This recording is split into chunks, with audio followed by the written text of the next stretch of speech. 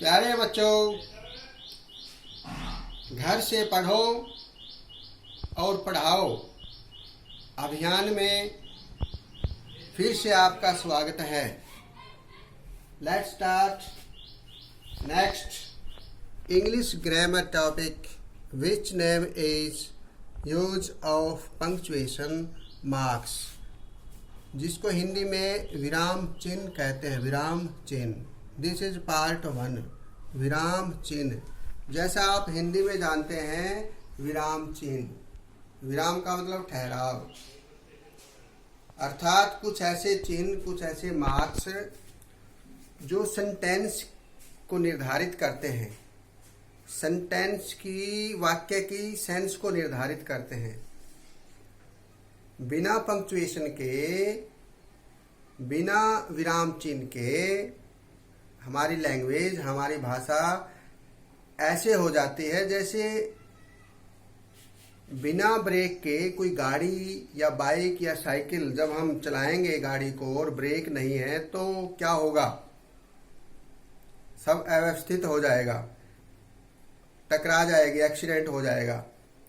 तो इसी प्रकार लैंग्वेज को निर्धारित करने के लिए, उसको रेगुलेट करने के लिए, टेक्स्ट को, जो टेक्स्ट हम सेंटेंस में टेक्स्ट लिखते हैं उसको रेगुलेट करने के लिए, उसको क्लैरिफाई करने के लिए हम किसका प्रयोग करते हैं? विराम चिन्ह का, अर्थात marks of punctuation, punctuation marks. Let's start. It is some words. He is Sohan. He went to Panipat yesterday. I shall visit Delhi in September. He said, I have a pen. What is this? ये क्या है? कोई clear नहीं हुआ हमें, क्योंकि कहीं पर भी कोई विराम नहीं है, कोई पंक्चुएशन मार्क्स नहीं लगा है, और शुरू से लेकर के आखिर तक पूरी की पूरी लाइन कंप्लीट हो गई, लेकिन सेंस क्लियर नहीं हुई। क्यों? क्योंकि हमने यहाँ कोई पंक्चुएशन मार्क नहीं लगाया, विराम चिन्ह लगाया ही नहीं। इसलिए विराम चिन्ह यदि हम नहीं लगाएंगे किसी सेंटेंस में तो उसकी सेंस हमारे को क्लियर नहीं होगी। और नीचे हमने विराम चिन्ह लगा करके, पंक्चुएशन मार्क्स लगा करके इसको क्लियर किया। देखो, ही इज सोहन, ही को हमने कैपिटल किया क्योंकि जब सेंटेंस को स्टार्ट करते हैं तो फर्स्ट लेटर उसका जो होता है उसको हम क्या करते हैं?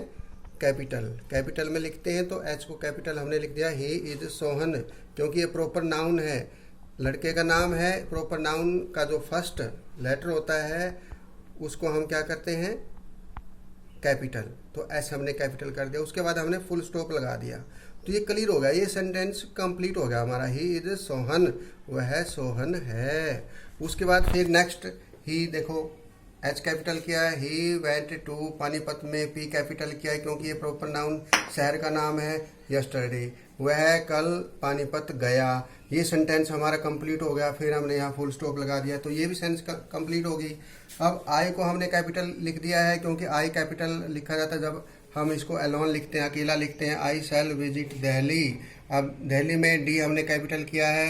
इन सितंबर, महीने का नाम है, ये भी कैपिटल में आएगा। फर्स्ट वर्ड इसका, फर्स्ट लेटर एस। आई शैल विजिट दिल्ली इन सितंबर, मैं सितंबर में दिल्ली जाऊंगा।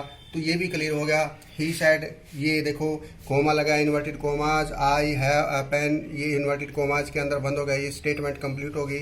तो इस प्रकार आपने देखा कि पंक्चुएशन मार्क्स लगाने से हमारी सेंस क्लियर हो जाती है, रेगुलेट हो जाता है हमारा जो सेंटेंस, जो टेक्स्ट के अंदर जो हमारी सेंस है।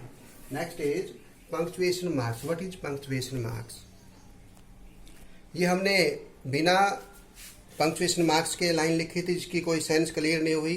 फिर उसके बाद हमने according to rule, according to grammatical rule, हमने इसमें इस सेंस के अनुसार कहीं फुल स्टॉप लगाया, कहीं इन्वर्टेड कोमाज लगाया है, जिसका हम डिस्कस आगे कर रहे हैं। Punctuation is a set of marks, a set of marks. देखिए ये सेट ऑफ मार्क्स है, ये मार्क्स हैं पंक्चुएशन मार्क्स। तो ये पूरा पूरा एक सेट है मार्क्स का। Is a set of marks that regulates, नियंत्रित करता है, सेंस को क्लियर करता है, एंड क्लैरिफाई, क्लियर करता है, उसको क्लैरिफाई करता है और रेगुलेट करता है। किसको? द मीनिंग, उसके अर्थ को, ऑफ डिफरेंट टेक्स्ट, विभिन्न प्रकार की जो टेक्स्ट होती है, जो जिस भाषा में हम सेंटेंस लिखते हैं उस टेक्स्ट को क्लियर किया जाता है। किसके द्वारा? पंक्चुएशन मार्क्स के द्वारा रेगुलेट किया जाता है, उनको क्लैरिफाई किया जाता है। तो आप सबको पता लग गया कि पंक्चुएशन मार्क्स क्यों जरूरी हैं, क्यों आवश्यक है, जिनको हम विराम चिन्ह कहते हैं। नहीं तो किसी भी सेंटेंस का अर्थ क्लियर ही नहीं होगा। पंक्चुएशन मार्क्स, कैपिटल लेटर्स, यदि हमें रूल के अनुसार, अकॉर्डिंग टू ग्रामेटिकल रूल हमें पता होना चाहिए कि कैपिटल लेटर में, यानी लेटर का मतलब हमारा ए टू जेड हम ए बी सी डी ई इस प्रकार हम लिखते हैं, तो दीज आर कॉल्ड लेटर्स। इन सबको लेटर्स कहा जाता है। एक दूसरी सेंस में भी हम लेटर लिखते हैं, लेटर एंड एप्लीकेशन लिखते हैं हम, और दूसरी सेंस में लिखते हैं हम। आप सबको पता है कंपोजिशन के रूप में हम लेटर एप्लीकेशन लिखते हैं। These are not those application or letter, these are letters, A B C D, these are letters. तो इस प्रकार कैपिटल लेटर्स, हम कोई प्रॉपर नाउन है, किसी के जैसे नाम है सुनील, उसका फर्स्ट जो लेटर है उसको हम कैपिटल करेंगे। रवि, इकबाल, किसी शहर का नाम है उसको कैपिटल करेंगे। और जब सेंटेंस स्टार्ट होता है, स्टार्टिंग में भी हम कैपिटल करेंगे, क्योंकि ये हम पार्ट 1 कर रहे हैं। इसमें पार्ट सेकंड पार्ट में भी हम इसको डिस्कस करेंगे डिटेल में। तो आपने ये मुख्य रूप से पार्ट 1 में ये समझना है कि पंक्चुएशन मार्क्स कौन कौन से हैं मुख्य रूप से, ताकि अगले पार्ट्स में हम इसको फुल डिटेल में डिस्कस कर सकें। तो फर्स्ट इज कैपिटल लेटर्स, अर्थात आप बच्चों को पता होना चाहिए कि कैपिटल लेटर हम कहाँ कहाँ लगाते हैं। जैसे नेम ऑफ डेज है, नेम ऑफ मंथ है, यानी दिनों के नाम, महीनों के नाम, या कोई अलग से प्रॉपर नाउन है, किसी का नाम है, किसी का शहर का नाम है, किसी देश का नाम है। तो इस प्रकार प्रॉपर नाउन से संबंधित या अन्य कोई स्पेसिफिक कोई मतलब हम इंडिकेट करते हैं स्पेसिफिक किसी ऑब्जेक्ट को, तो वहाँ पर हम क्या करते हैं? Capital letters. और सेंटेंस जब स्टार्ट होता है, कोई भी सेंटेंस जब स्टार्ट होता है, जैसे ये सेंटेंस यहाँ पर स्टार्ट हो रहा है, तो सबसे पहले हमने द का प्रयोग किया है हमने, तो टी जो कैपिटल है इसमें हमने क्या किया है? इसको टी को कैपिटल किया है। टी लेटर जो है यहाँ पर कैपिटल है। तो स्टार्टिंग सेंटेंस की फुल स्टॉप के बाद हमेशा स्टार्टिंग कैपिटल लेटर से होती है। आप सब बच्चों को पता है, हम डिस्कस कर रहे हैं, और नेक्स्ट पार्ट में भी इसको डिटेल में हम डिस्कस करेंगे। नंबर 2, फुल स्टॉप, अर्थात जिसको हम पीरियड भी बोलते हैं। फुल स्टॉप का दूसरा नाम क्या है? पीरियड। यानी ये फुल स्टॉप, डॉट लगती है। जब सेंस कंप्लीट हो जाए, हमारा सेंटेंस कंप्लीट हो जाए, पूरी सेंस कंप्लीट हो जाए, तो हम क्या करते हैं? फुल स्टॉप करते हैं, अर्थात पीरियड का प्रयोग करते हैं। यहाँ डॉट लगाते हैं, बिंदु लगाते हैं यहाँ पर। I have won the first prize, मैंने प्रथम पुरस्कार जीत लिया है, तो ये कंप्लीट हो गया, full stop. He is going to school, वह स्कूल जा रहा है, फुल स्टॉप। तो आप सब बच्चों को पता लग गया कि फुल स्टॉप कहाँ पर होता है। 3 मार्क्स मुख्य रूप से ऐसे होते हैं, फुल स्टॉप और period, sign of exclamation and question mark और मार्क ऑफ इंटरोगेशन। ये 3 मार्क्स जो हैं, interrogation marks, full stop and sign of exclamation, ये जब सेंस कंप्लीट हो जाता है सेंटेंस, तब लगते हैं लास्ट में। यानी these are the symbol of termination. Sense को कंप्लीट होने के बाद ही साइन ऑफ एक्सक्लेमेशन लगता है, क्वेश्चन मार्क लगता है, या फुल स्टॉप। किस सेंस में लगता है ये हम अब सीख रहे हैं। Next is coma.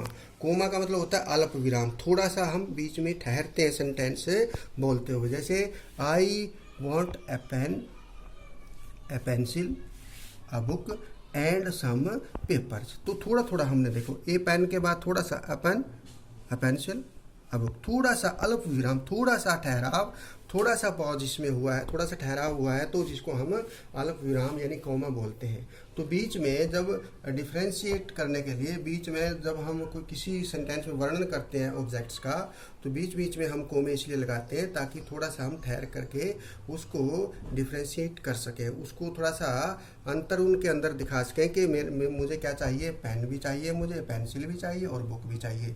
यहाँ हमने कोमा लगा दिया और लास्ट में हमने बुक के बाद एंड, यहाँ कोमा नहीं लगाया क्योंकि यहाँ कंजक्शन लगाया हमने, and some papers, right, has comma, question mark, marks of interrogation, ये किस used to ask a question, अर्थात इस मार्क्स को, इस साइन ऑफ इंटेरोगेशन को, क्वेश्चन मार्क को, इसको प्रश्नवाचक चिन्ह, इसको हिंदी में बोलते हैं। प्रश्नवाचक चिन्ह को कहाँ पर यूज करते हैं? जब हम क्वेश्चन करते हैं किसी से, प्रश्न पूछने के लिए, व्हाट आर यू डूइंग, तुम क्या कर रहे हो, तो हम उससे पूछ रहे हैं कि तुम क्या कर रहे हो, तो हमने क्वेश्चन मार्क लगा दिया यहाँ पर। विल यू हेल्प मी, क्या आप मेरी सहायता करेंगे, उससे पूछ रहे हैं, क्वेश्चन मार्क। मे आई कम इन सर, श्रीमान जी क्या मैं अंदर आ सकता हूँ, उससे आज्ञा ले रहे हैं, क्वेश्चन पूछ रहे हैं, क्वेश्चन पूछते हुए आज्ञा ले रहे हैं, तो क्वेश्चन मार्क लगा। तो आप सबको पता लगा कि जो सेंटेंस प्रश्नवाचक के रूप में प्रश्न पूछने के लिए यूज होता है, वहाँ पर हम क्वेश्चन मार्क का प्रयोग करते हैं। इन्वर्टेड कोमाज और कोटेशन मार्क्स, इनको हम कोटेशन मार्क्स भी कहते हैं, इन्वर्टेड कोमाज भी कहते हैं। देखिए द टीचर सेड, ये कोमा लगाया हमने और ये इन्वर्टेड कोमा स्टार्ट हो गई। ये लगाने का इनका तरीका भी देखना है आपने, किस प्रकार ऊपर से हम स्टार्ट करके नीचे यहाँ पर घुंडी इसकी थोड़ी सी ऐसे मोड़ देंगे इसको, और इधर से जब स्टार्ट करेंगे ऊपर से कैसे स्टार्ट करते हैं, देखो ये ऊपर से स्टार्ट कैसे किया और ये ऊपर स्टार्ट करके नीचे बंद कैसे किया, ये इन्वर्टेड कोमाज है, जिसको कोटेशन मार्क्स भी कहते हैं। यानी किसी की कही हुई बात, कोटेशन मार्क्स, किसी की जो कही हुई बात, द टीचर सेड, टीचर ने कहा, यानी टीचर की कही हुई बात हम कोटेशन के बीच में हम ऐड कर रहे हैं उसको। Have you done your homework, क्या आपने अपना होमवर्क पूरा कर लिया है, ये क्वेश्चन मार्क लग गया यहाँ पर और ये कोटेशन में हमने इसको रख दिया। तो कही हुई बात, स्टेटमेंट को हम कोटेशन के बीच में रखते हैं, जिसको हम कोटेशन मार्क्स या इन्वर्टेड कोमाज कहते हैं। नेक्स्ट, साइन ऑफ एक्सक्लेमेशन, ये सडन फीलिंग के लिए विस्मयादिबोधक चिन्ह के रूप में ये प्रयोग होता है। विस्मयादिबोधक चिन्ह देखें, व्हाट अ ब्यूटीफुल साइट, कितना सुंदर दृश्य है, तो ये आश्चर्यचकित करने वाली बात है, तो हमने sign of exclamation. May God bless you, आपको भगवान आशीर्वाद दे, तो हम विश के लिए, प्रार्थना के लिए भी ये देखो ये कर रहे हैं। हुर्रा, जब खुशी का माहौल होता है, खुशी, we have won the match, hurray we have won the match, हमने मैच जीत लिया, तो हुर्रा के लिए ये जो इंटरजेक्शन वर्ड यूज हुआ है हुर्रा, देखिए, तो इसके बाद भी हम साइन ऑफ एक्सक्लेमेशन यहाँ पर विस्मयादिबोधक चिन्ह लगाएंगे। अलास, दुख जब प्रकट करते हैं, किसी को एकदम से कोई सैडनेस या कोई ऐसी दुर्घटना हो जाती है जिससे उसको दुख हो जाता है, तो वो एलास बोलता है, और एलास इंटरजेक्शन वर्ड है ये। और इसके बाद भी हम क्या लगा रहे हैं यहाँ पर, विस्मयादिबोधक चिन्ह, साइन ऑफ एक्सक्लेमेशन। सेमीकोलन यानी इसको हम एक तरह से जो अल्प विराम होता है, इसको अर्ध विराम एक तरह से कहते हैं। एक पूर्ण विराम होता है, कैपिटल, जैसे हमने फुल स्टॉप पूर्ण विराम लगाया था यहाँ पर, देखो यहाँ पर फुल स्टॉप, पीरियड का मतलब पूर्ण विराम, फुल स्टॉप लगा दिया, पूर्ण विराम हो गया, सेंटेंस की सेंस कंप्लीट होगी, पूर्ण विराम, पूरा ठहराव हो गया, वहाँ पर हमने फुल स्टॉप लगा दिया, ये पूर्ण विराम हो गया। कोमा, थोड़ा सा ठहराव हुआ था, थोड़ा सा विराम हुआ था, हमने कोमा लगाया, और कोमे से थोड़ा सा ज़्यादा और फुल स्टॉप से कम और कोमे से थोड़ा ज़्यादा, जिसको हम बोलते हैं सेमीकोलन, अर्धविराम जिसको बोलते हैं, अर्धविराम यानी पूरा विराम नहीं हुआ है, कोमे से थोड़ा ज़्यादा। गॉड मेड द कंट्री, भगवान ने किसको बनाया, देशों को बनाया। ये सेंस वैसे तो कंप्लीट है, लेकिन फिर भी इसके साथ कुछ अगली सेंस जुड़ी हुई है इस सेंटेंस की, जिसको हमने यहाँ पर सेमीकोलन के रूप में, ऊपर ये डॉट और नीचे कोमा, डॉट कोमा, ये है semicolon. Man made the town, तो ये हमने बीच में कोमा नहीं बल्कि ये क्या लगाया है, सेमीकोलन, जिसको अर्धविराम कहते हैं, अल्प विराम से थोड़ा सा ज़्यादा और पूर्ण विराम से थोड़ा सा कम। कॉलन में ये टू डॉट्स आप देख सकते हैं, जैसे ये डॉट्स लगाते हैं हम। किसी की जो स्टेटमेंट होती है, किसी की जो कोटेशन होती है, जैसे John Keats a great English poet, Keats was a great English poet. उनकी कोटेशन है, उन्होंने क्या कहा देखो, a thing of beauty is a joy for ever. जो सुंदर चीज़ है जॉय फॉर, सदा के लिए खुशी देने वाली होती है। तो उनकी जो कोटेशन है, उदाहरण है, जो कोटेशन का मतलब उदाहरण, हिंदी में उदाहरण बोलते हैं हम उसको, कही हुई बात को। तो उसको हम क्या करेंगे, यहाँ पर है कोमे की बजाय यहाँ पर हम क्या करेंगे उसको कॉलन, ये यहाँ पर हमने कॉलन लगाया देखो, जॉन कीट्स सेड के बाद कॉलन, और फिर उसकी कोटेशन को हमने रखा। तो इस प्रकार हम कॉलन का प्रयोग कर सकते हैं इस कोटेशन से पहले।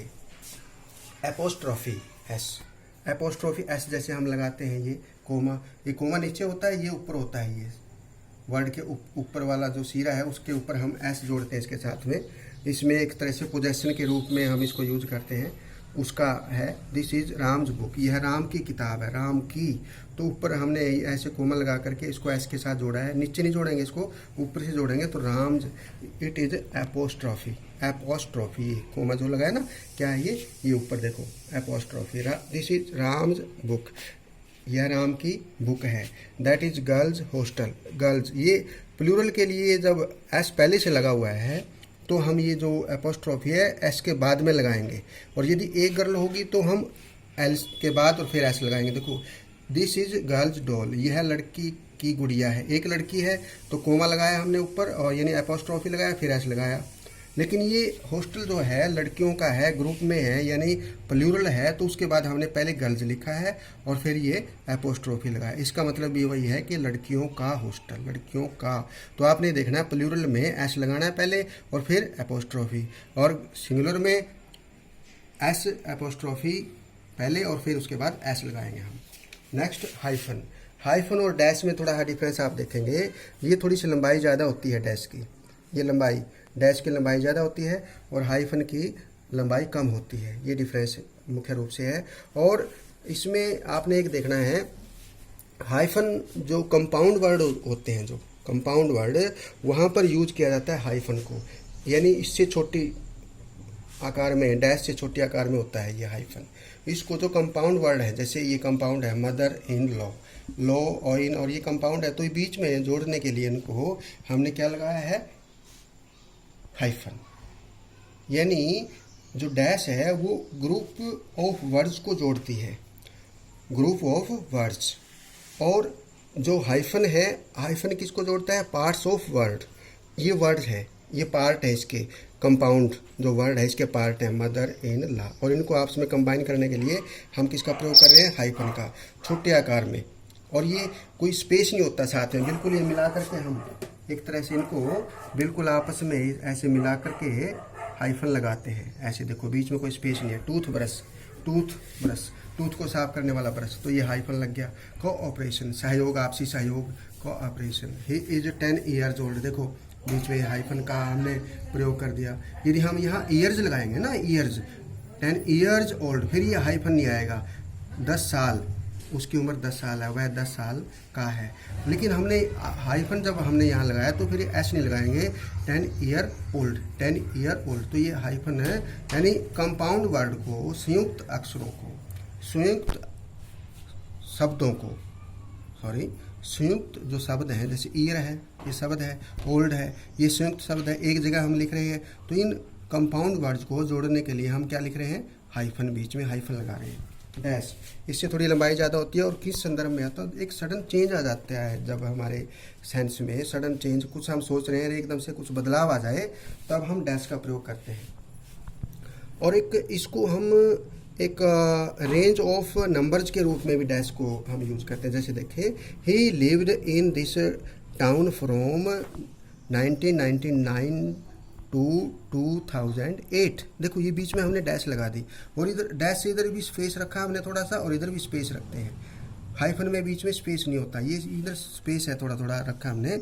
अब इसको रेंज ऑफ नंबर्स, यानी डेट एंड टाइम को कि रेंज को दर्शाने के लिए कि 1999 से 2008 तक वो इस टाउन में रहा, इस रेंज को दर्शाने के लिए क्या है, हम डैश का प्रयोग करेंगे। और डैश का प्रयोग हम क्या करेंगे, आई डोंट लाइक इट, मैं इसको पसंद नहीं करता हूँ। एकदम से उसका विचार चेंज हो जाता है, suddenly changing in his mind, उसकी थिंकिंग में एकदम से कोई चेंजिंग आ जाती है, तो फिर क्या कहता है वो, आई डोंट लाइक इट, मैं इसे पसंद नहीं करता हूँ, बट परंतु let us forget the matter, चलो इस मामले को भूल जाएं। यानी इस सेंस में इसमें एकदम से चेंजिंग आ गई, तो हमने यहाँ पर किसका प्रयोग कर दिया, डैश का। नेक्स्ट ब्रैकेट्स और पैरेंथेसिस।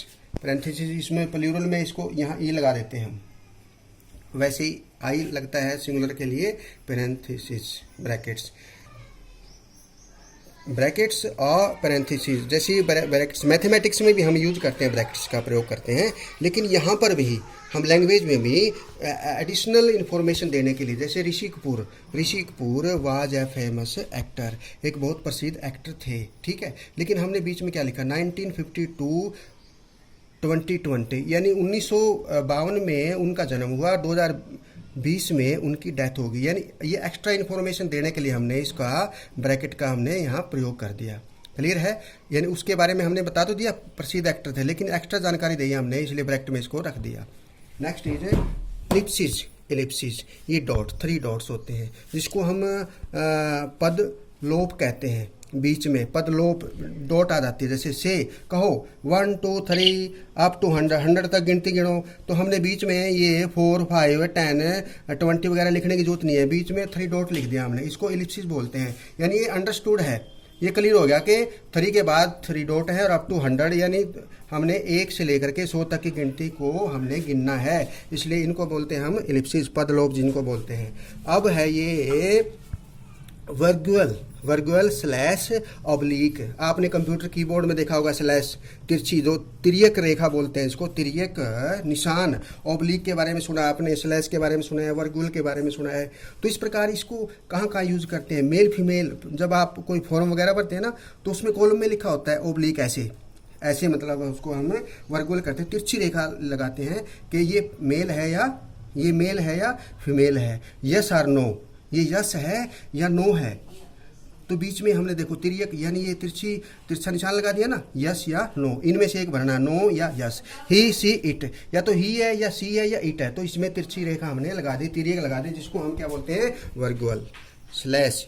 जैसे कंप्यूटर में हम देखते हैं स्लैश को, तिरछी टेढ़ी रेखा को ऑब्लिक होता है जिसमें इस प्रकार। तो प्यारे बच्चों, आपने देखा कि किस प्रकार पंक्चुएशन मार्क्स का प्रयोग हमारे लिए बहुत जरूरी है, नहीं तो सेंटेंस क्लियर नहीं होता, रेगुलेट नहीं होता। नेक्स्ट पार्ट में हम फिर इसको क्लियर करेंगे, आप बच्चे इसको ध्यान से देखेंगे और डिस्कस करेंगे आपस में, एक दूसरे को बताएंगे कि कितना इंपॉर्टेंट है ये चैप्टर हमारा, use of punctuation marks. Okay, thank you, धन्यवाद, बाय बाय।